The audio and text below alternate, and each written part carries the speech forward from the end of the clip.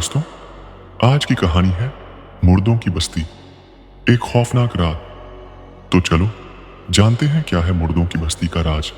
1985 की एक चांदनी रात थी। गांव की गलियों में सन्नाटा पसरा हुआ था। गांव के बाहरी इलाके में स्थित पुरानी बस्ती मुर्दों की बस्ती के नाम से मशहूर थी। कहते थे कि यहाँ रात को मुर्दे चलते हैं। रात के करीब 11 बजे एक अजनबी उस बस्ती में पहुंचा। उसकी आंखों में अजीब सा डर था, मानो कुछ उसके पीछे लगा हो। गांव के लोग कहते थे कि जो भी इस बस्ती में आता है वह कभी वापस नहीं लौटता। अजनबी ने एक पुराने घर में शरण ली। जैसे ही वह घर में दाखिल हुआ, एक ठंडी हवा का झोंका आया और दरवाजा बंद हो गया। उसने एक टॉर्च जलाई और घर के अंदर झांका। हर चीज पर धूल की मोटी परत चढ़ी हुई थी। घर के एक कोने में एक पुरानी खटिया रखी हुई थी। उसने टॉर्च बंद की और खटिया पर लेट गया। अचानक उसे खिड़की से कुछ हलचल महसूस हुई। उसने बाहर देखा, लेकिन अंधेरे के अलावा कुछ नहीं दिखा। मुर्दों की बस्ती का इतिहास बहुत पुराना था। यहाँ कई साल पहले एक भयानक कत्लेआम हुआ था। गांव के सबसे अमीर आदमी ठाकुर साहब ने इस बस्ती को बसाया था। एक दिन ठाकुर साहब के घर में एक अजीब सी बीमारी फैली और सब मरने लगे। ठाकुर साहब ने गांव के वैद्य को बुलाया, लेकिन तब तक बहुत देर हो चुकी थी। बस्ती के सभी लोग एक एक कर मर गए। कहते हैं कि उस दिन के बाद से यहाँ रात को मुर्दे चलते हैं और किसी को भी जिंदा नहीं छोड़ते। अजनबी को नींद नहीं आ रही थी। वह खटिया पर लेटा हुआ था कि तभी उसे दरवाजे पर किसी के कदमों की आहट सुनाई दी। उसने टॉर्च जलाई और दरवाजे की ओर देखा।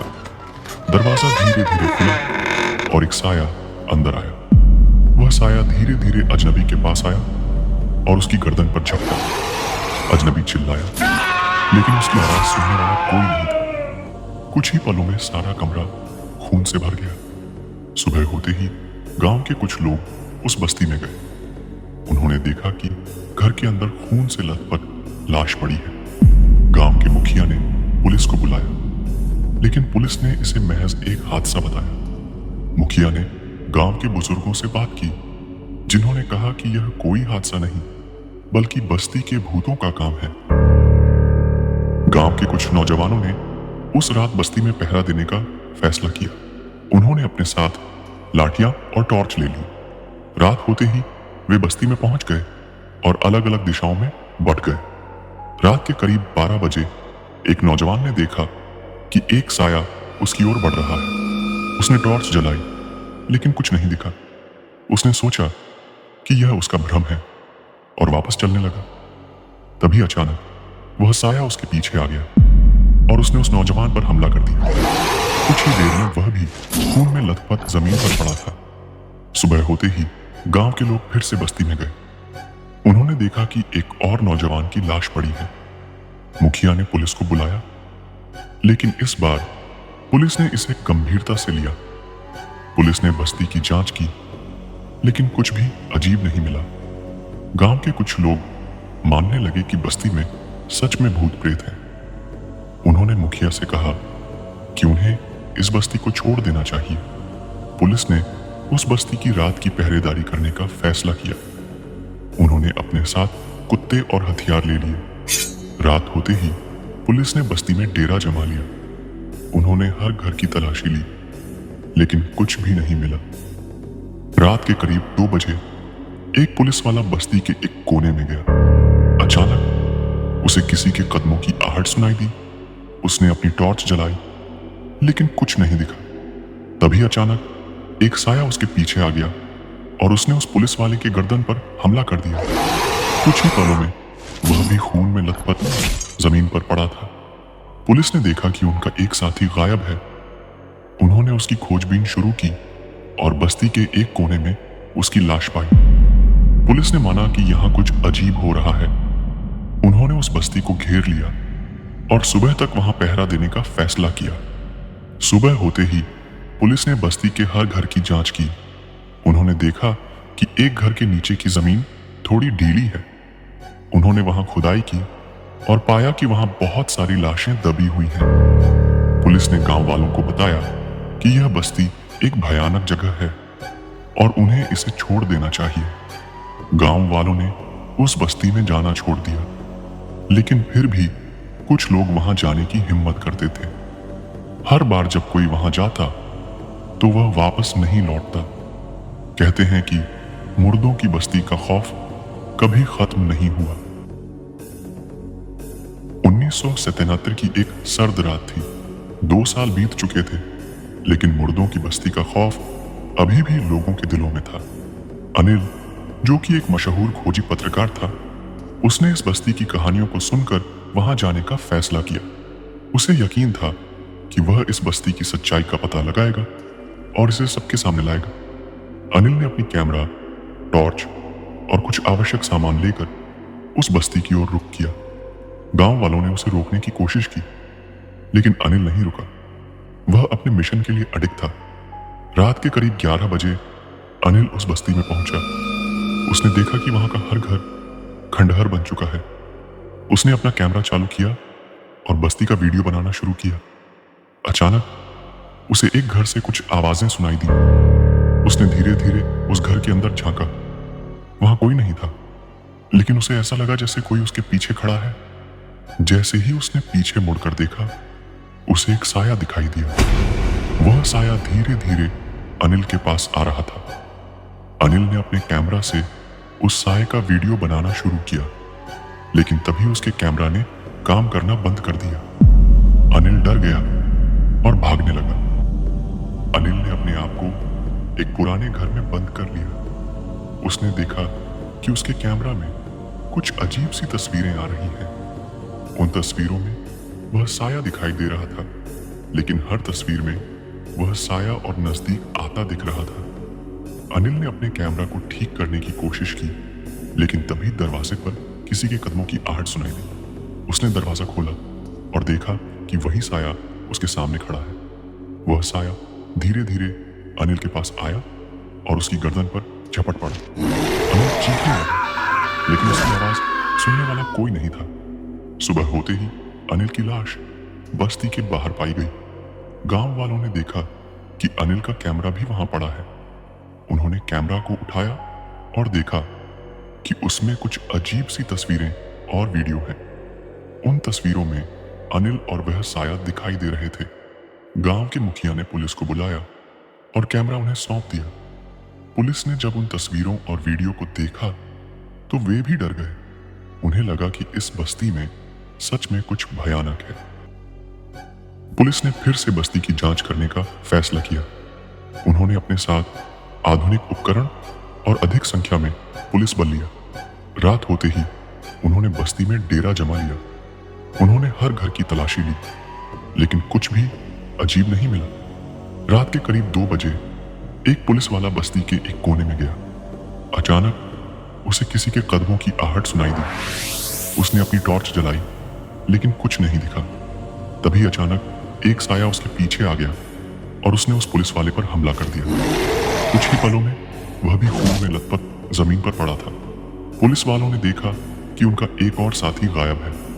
उन्होंने उसकी खोजबीन शुरू की और बस्ती के एक कोने में उसकी लाश पाई। पुलिस ने माना कि साये को पकड़ना हमारे बस की बात नहीं, यहाँ कुछ अजीब हो रहा है। उन्होंने उस बस्ती में जमा हुए और सुबह तक वहां पहरा देने का फैसला किया। सुबह होते ही वहां से चले गए। कुछ दिनों बाद एक फिल्म निर्माता ने मुर्दों की बस्ती पर एक फिल्म बनाने का फैसला किया। उसने अपने क्रू के साथ वहां जाकर शूटिंग शुरू की। उन्होंने हर घटना को रिकॉर्ड किया और बस्ती की सच्चाई को सबके सामने लाने का वादा किया। रात के करीब 3 बजे फिल्म निर्माता और उसका क्रू बस्ती के एक पुराने घर में थे। अचानक उन्हें कुछ अजीब सी आवाजें सुनाई दी। उन्होंने देखा कि एक साया धीरे धीरे उनके पास आ रहा है। वे सब डर गए और भागने लगे। फिल्म निर्माता और उसका क्रू बस्ती से बाहर निकलने की कोशिश कर रहे थे, लेकिन वह साया उनका पीछा कर रहा था। उन्होंने देखा कि उनके सारे उपकरण काम करना बंद कर चुके हैं। अचानक उस साये ने उन पर हमला कर दिया। वे सब चीखने लगे, लेकिन उनकी आवाज सुनने वाला आसपास कोई नहीं था। सुबह होते ही गांव के लोग बस्ती में गए और देखा कि फिल्म निर्माता और उसके क्रू की लाशें वहां पड़ी हैं। उन्होंने देखा कि उनके कैमरा में कुछ अजीब सी तस्वीरें और वीडियो हैं। उन तस्वीरों में वही साया दिखाई दे रहा था। गांव वालों ने अब एक बुजुर्ग को बुलाया जिनका नाम पंडित राम नारायण था। वह गांव के सबसे ज्ञानी और अनुभवी व्यक्ति थे। उन्होंने अपने जीवन में कई तंत्र मंत्र सीखे थे। जब उन्होंने मुर्दों की बस्ती की घटनाओं के बारे में सुना तो उन्होंने फैसला किया कि अब वक्त आ गया है इस भयानक कहानी का अंत करने का। पंडित राम नारायण ने गांव के लोगों को समझाया कि उन्हें मिलकर इस बस्ती की भूतिया शक्ति को समाप्त करना होगा। उन्होंने बताया कि वे एक विशेष पूजा करेंगे जिससे बस्ती की आत्माओं को शांति मिलेगी और वे इस दुनिया को छोड़ देंगी। पूजा की तैयारी शुरू हुई। पंडित राम नारायण ने गांव के सभी लोगों को इस कार्य में शामिल होने का अनुरोध किया। उन्होंने सभी को बताया कि यह काम किसी एक व्यक्ति के बस का नहीं है। सभी गांव वालों ने मिलकर मंदिर से पवित्र जल, तुलसी के पत्ते और हवन सामग्री एकत्रित की। रात के करीब 12 बजे पंडित राम नारायण और गांव के लोग मुर्दों की बस्ती में पहुंचे। उन्होंने बस्ती के बीचों बीच एक बड़ा हवन कुंड बनाया और पूजा शुरू की। पंडित राम नारायण ने मंत्रों का जाप शुरू किया और गांव वालों ने उनके साथ मिलकर हवन में आहुति दी। जैसे ही पूजा शुरू हुई, बस्ती में हलचल मचने लगी, जोर की हवाएं चलने लगी और अजीब सी आवाजें आने लगी। लेकिन पंडित राम नारायण ने अपना ध्यान मंत्रों पर केंद्रित रखा और पूजा को जारी रखा। जैसे जैसे पूजा आगे बढ़ी, बस्ती की भूतियां, शक्तियां और अधिक भयंकर होती गईं। गांव वालों को डर लगने लगा, लेकिन पंडित राम नारायण ने उन्हें हिम्मत दी और बताया कि वे सही मार्ग पर हैं। उन्होंने पूजा को और तेज कर दिया। पूजा के अंत में पंडित राम नारायण ने पवित्र जल का छिड़काव किया और बस्ती की आत्माओं को शांति का आशीर्वाद दिया।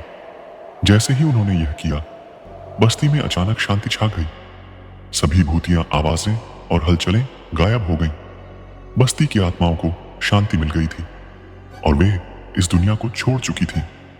गांव के लोगों ने पंडित राम नारायण का धन्यवाद किया और उन्हें अपनी श्रद्धा अर्पित की। उन्होंने मिलकर मुर्दों की बस्ती को एक नए सिरे से बसाने का फैसला किया। सभी ने मिलकर वहां के खंडहरों को साफ किया और नए घर बनाए। कुछ ही महीनों में मुर्दों की बस्ती एक नए गांव में बदल गई। वहां के लोग खुशी खुशी रहने लगे। गांव के बच्चे अब बिना डर के खेल सकते थे और रात को सुकून से सो सकते थे।